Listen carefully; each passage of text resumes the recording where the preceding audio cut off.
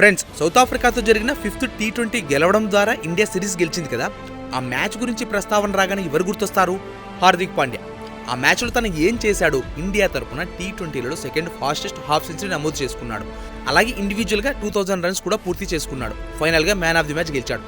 ఇదంతా ఆన్ స్క్రీన్లో మనకు కనిపించిన విషయం అయితే, ఆఫ్ స్క్రీన్లో మరొక ఆసక్తికరమైన విషయం జరిగింది. అది తెలిస్తే మీరు అతన్ని మరింతగా మెచ్చుకుంటారు. అసలు ఏం జరిగిందంటే, వాష్ వేసిన 13వ ఓవర్ మొదటి బాల్ అది. ఆ లెంగ్త్ డెలివరీని హార్దిక్ లాంగ్ ఆఫ్ దిశగా భారీ సిక్సర్గా మలిచాడు.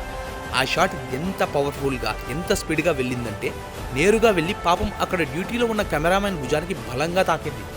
అంత స్పీడ్గా బాల్ వచ్చి తగలగానే ఆ కెమెరామెన్ నొప్పితో విలవిలలాడిపోతుంటే, బంతి తగిలిన వెంటనే హార్దిక్ కంగారు పడి పరిస్థితిని గమనించాడు.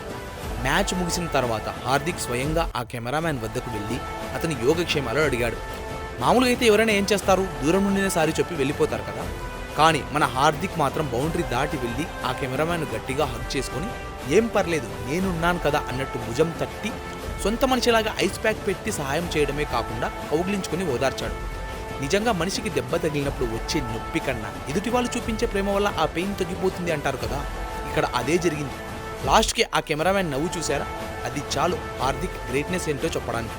మరి ఈ షాట్ నచ్చితే లైక్ చేయండి. మరిన్ని క్రికెట్ అప్డేట్స్ కోసం ఛానల్ని సబ్స్క్రైబ్ చేయండి. Thank you. జై హింద్.